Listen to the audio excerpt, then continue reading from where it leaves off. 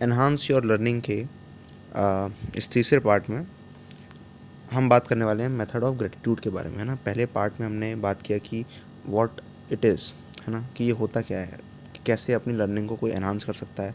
हमने समझा क्या होती है रेजिस्टेंस, क्या होती है ईगो, है ना। और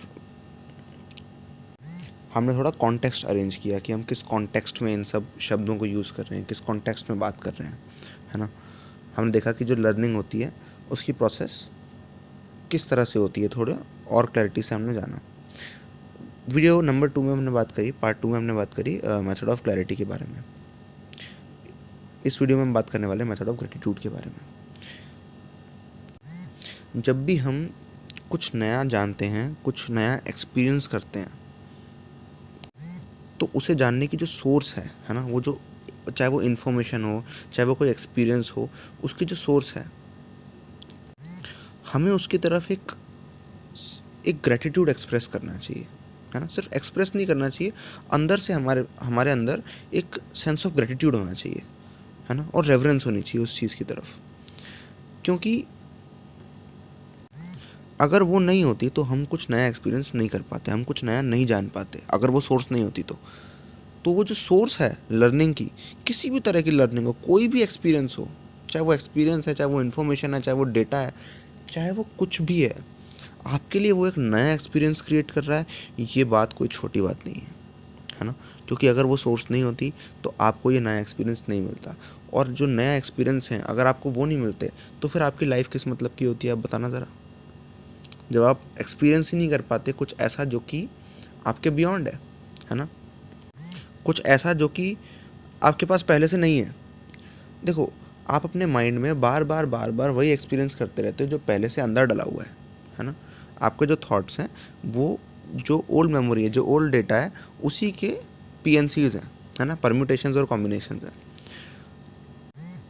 तो आपके पास कुछ नया नहीं है, अंदर आपके भेजे में कुछ नया नहीं है ना। आपने जो कुछ भी अभी तक परसीव किया है सिर्फ थॉट्स, उसी का एक अरेंजमेंट है ना। और माइंड में सिर्फ थॉट्स भरी हुई हैं और चलती रहती हैं। तो आप माइंड के थ्रू किसी नई चीज़ को एक्सपीरियंस नहीं कर पाते, समझ रहे हो। तो आप अपने आप के थ्रू किसी नई चीज़ को एक्सपीरियंस नहीं कर पाते, ठीक है। सिर्फ अगर आप इंडिविजुअली एग्जिस्ट करो तो आप कुछ नया एक्सपीरियंस नहीं कर पाओगे, समझ रहे हो इस बात को। क्योंकि हम लोग यूनियन में हैं, है ना, हम सब यूनियन में हैं। हर एक चीज़ दूसरी चीज़ के यूनियन में है। हर एक छोटा से छोटा डिस्टर्बेंस कहीं पे भी यूनिवर्स में आके किसी ना किसी लेवल पे आपको इम्पैक्ट करता है ना। पूरा जो यूनिवर्स है वो यूनियन में चल रहा है ना। इनफैक्ट आप भी उस यूनिवर्स के साथ यूनियन में हो, यूनियन में ही हो इसलिए चल रहे हो। अगर आप इंडिविजुअली कहीं एग्जिस्ट कर रहे होते, अगर आपको स्पेस में छोड़ दें, बिल्कुल डार्क स्पेस में छोड़ दें जहाँ आसपास एक एटम भी नहीं है, ठीक है, वो डार्क स्पेस भी वैसे यूनिवर्स का पार्ट है, लेकिन चलो वहाँ पे भी अगर आपको छोड़ दें तो आप खुद से सर्वाइव नहीं कर पाओगे। तो अगर आप ये सोच रहे हो कि आप इंडिविजुअली एग्जिस्ट कर रहे हो तो ऐसा नहीं है। तो ऐसी बहुत सारी चीज़ें जो कि आप खुद एक्सपीरियंस नहीं कर सकते, समझ रहे हो, खुद एक्सपीरियंस नहीं कर सकते। अगर आप खुद एक्सपीरियंस करने की कोशिश करोगे तो आप अपना ही माइंड एक्सपीरियंस करते रहोगे बार बार, और वो माइंड में कुछ नया नहीं है, समझ रहे हो, वही पुराना है जो आप ऑलरेडी परसीव कर चुके हो, ऑलरेडी एक्सपीरियंस कर चुके हो, है ना। लेकिन अब यहाँ पे आपको कुछ नया एक्सपीरियंस करने को मिल रहा है जो कि आपके माइंड में पहले नहीं था, जो कि आपकी बाउंड्रीज़ के अंदर पहले से नहीं है, कुछ नया। अगर वो नहीं होता तो आप नया एक्सपीरियंस नहीं कर पाते। क्या नहीं होता, अगर सोर्स नहीं होता तो आप कुछ नया एक्सपीरियंस नहीं कर पाते। तो उस सोर्स की तरफ आपको ग्रेटिट्यूड एक्सप्रेस करना चाहिए, और आपके अंदर भी एक सेंस ऑफ ग्रेटिट्यूड और रेवरेंस होना चाहिए उस सोर्स की तरफ। तो ऐसे में जो लर्निंग होगी वो बहुत आराम से होगी, बहुत स्मूथली होगी। क्योंकि ध्यान रखना, जो आपको अभी तक नहीं आता वही सबसे ज़्यादा इम्पोर्टेंट है आपके लिए, है ना। क्योंकि आपके पास क्या है उससे आपको ज़्यादा मतलब नहीं है, क्या नहीं है उससे ज़्यादा मतलब है।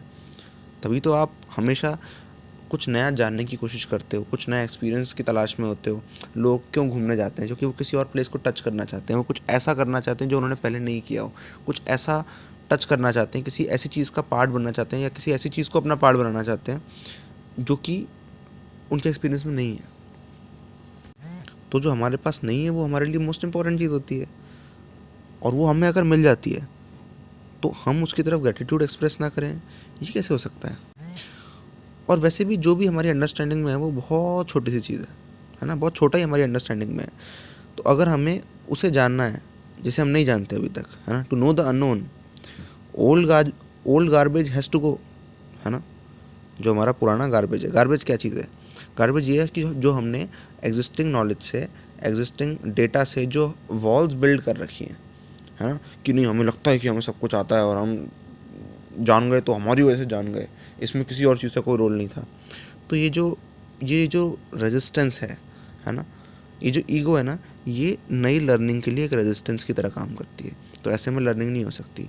अगर आप ग्रेटिट्यूड एक्सप्रेस करते हो और पूरे टाइम एक सेंस ऑफ ग्रेटिट्यूड और रेवरेंस में रहते हो किसी भी चीज़ की तरफ, है ना, खासकर उस चीज़ की तरफ जो कि आपको ऐसा एक्सपीरियंस प्रोवाइड कर रही है, सोर्स उस नई लर्निंग की, उस नए एक्सपीरियंस की, उस नए इन्फॉर्मेशन की, तो इससे आपकी लर्निंग बहुत एनहांस हो सकती है ना। सिर्फ लर्निंग ही नहीं, इससे बहुत कुछ ऐसा हो सकता है जो कि लर्निंग से भी बियॉन्ड है ना। बट लर्निंग तो इंश्योर हो जाएगी क्योंकि रेजिस्टेंस आप हटा रहे हो, है ना। आप कुछ लर्न नहीं कर रहे हो, आप कुछ ग्रास्प नहीं कर रहे हो, आप पकड़ के किसी चीज़ को खींच के अपने अंदर नहीं डाल रहे हो, है ना। सारी चीज़ें अपने आप ही आपको परसीव हो रही हैं, इस बात को ध्यान रखो। सब कुछ अपने आप ही, अगर आप कुछ देख रहे हो तो जो फोटॉन्स हैं आपकी आंखों में अपने आप जा रहे हैं, आपको डालने नहीं पड़ रहे ज़बरदस्ती, समझ रहे हो। लेकिन अगर आप यहाँ पे इग्नोरेंस की वॉल्स बिल्डअप कर लेते हो तो आपकी लर्निंग और आपका परसेप्शन बहुत कम हो जाएगा। आपको कोई चीज़ खींच के अपने अंदर नहीं डालनी, आपको सिर्फ इन वॉल्स को बनाना बंद करना है। ग्रैटिट्यूड एक तरीका है उस रेजिस्टेंस को कम करना, उस पास्ट मेमोरी की द्वारा जो वॉल्स जनरेट की गई हैं उन्हें हटाना। ग्रैटिट्यूड एक तरीका है जिससे वो वॉल्स बहुत स्मूथली हट जाएंगी क्योंकि आप वो रियलाइज़ कर रहे हो जो है ना। आप रियलाइज़ कर रहे हो कि आपको नहीं पता होता अगर वो सोर्स नहीं होती तो, है ना। और आप रियलाइज़ कर रहे हो कि आपको बस इतना सा पता है, बहुत छोटा सा। और अगर आप इस ग्रेटिट्यूड को इनडिस्क्रिमिनेट तरीके से एक्सप्रेस करो, इनडिस्क्रिमिनेट मतलब ये नहीं कि नहीं ये मेरे टीचर हैं इनकी तरफ ग्रेटिट्यूड और बाकी कोई और है उसकी तरफ ग्रेटिट्यूड नहीं। कोई भी नए एक्सपीरियंस की सोर्स, तो आपका जो ग्रेटिट्यूड है, अगर आप इस बात को रियलाइज़ कर लोगे तो आपका जो ग्रेटिट्यूड है वो नेचुरली इनडिस्क्रिमिनेट होगा, उसमें डिस्क्रिमिनेशन नहीं होगा, है ना। तो सिंपली आप ये एक्सरसाइज कर सकते हो ग्रेटिट्यूड को, है ना, कि आप किसी भी लर्निंग की सोर्स की तरफ ग्रेटिट्यूड अगर अपना एक्सप्रेस करते हो तो वो धीरे धीरे आपके अंदर भी आने लगेगा, है ना। इसलिए हमारे कल्चर में, इंडियन कल्चर में, हर चीज़ की तरफ नमस्कारम या नमस्कार या नमस्कार जो भी हो वो चीज़, हर चीज़ की तरफ, ये सिर्फ ग्रीटिंग का तरीका नहीं है, ये ग्रेटिट्यूड का तरीका भी है। अगर मान लो आपके सामने कोई मेहमान आता है तो आप क्या करते हो, नमस्कार, है ना। आप ग्रीट भी इसी तरह से करते हो।